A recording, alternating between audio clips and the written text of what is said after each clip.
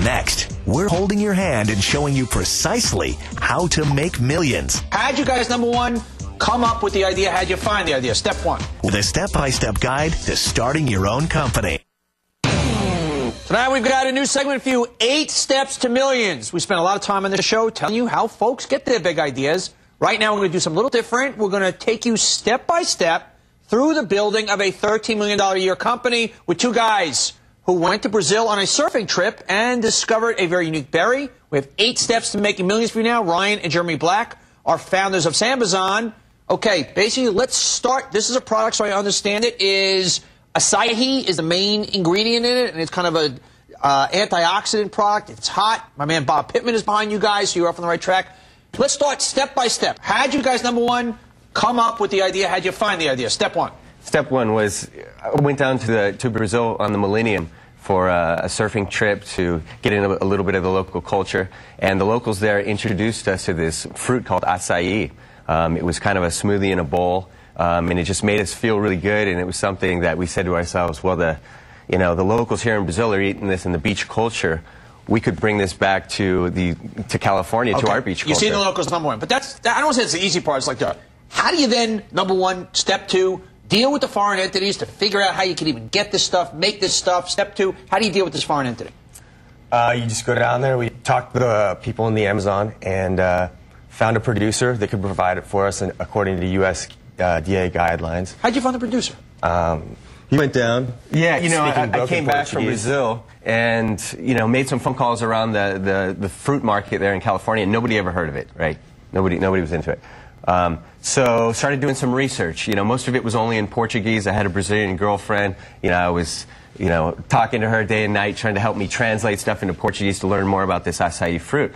What we learned was that it had just become popular in Brazil in the last 10 years. And so I said, okay, we're going to make a trip to the Amazon and go find out more. So that summer got on a plane with my friend who I had originally been in Brazil with and met some producers and said, would you guys be interested in exporting this? And they said, absolutely. Number three, you got to start making this stuff down there. How'd you get the financing? Well, originally, we just went with some friends and family who believed in our idea. It's some local guys in the community that we knew and, maxed out our credit cards and went down there and said, hey, let's import some of this stuff. The actual maxing the credit cards financing strategy. Okay, let's step 4. How did you figure out how to start manufacturing stuff down there? Well, acai is something that, 10 years ago, and you meet Brazilians around in the United States who have been here for 20 years, they never even heard of it. It was just something that kind of came out of the Amazon rainforest because of some professional athletes in the 90s.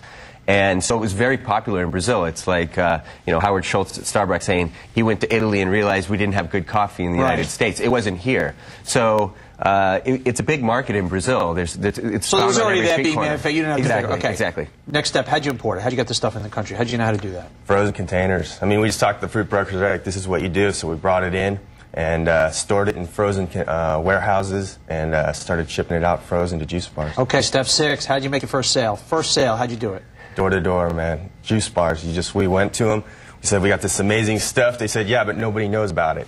So we said, well, we'll come in every Saturday and we'll give it away to your customers and watch what happens. And that's basically what we did. And we replicated that hundreds of times up and down the coast of California, Hawaii, Florida, we say, New man, York. Just knock on the doors, man. Yeah, roll up your sleeves. Next step, how do you market on a broader scale? How'd you do that? Word of mouth, mostly. Samplings is the way to go with something like this because it tastes so good. People taste it and are like, wow, this is amazing. They want to learn more about it. We went and did a lot of music festivals where you got tons of people that are coming in and they're like, wow, this stuff tastes amazing. Where do I get it? You start sending them back. You use your internet website to drive them to retailers that have it. Okay, and finally, the big expansion going from, let's say, 3 to 13 million. What were the keys to really expanding? Well, really understanding what the consumer was looking for.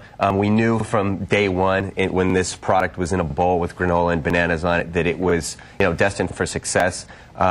Taking that and trying to teach America how to make smoothies and things like that they weren't really used to doing in the morning and things like that was a process. And so us taking that raw ingredient and then putting a lot of R&D and innovation into product development and things like that, getting it into the products that people can open up in a bottle and drink. Let me do a little sampling before we go. A little shake. We always like to do that in Big Ideas. See what the host, as long as the host doesn't drop dead.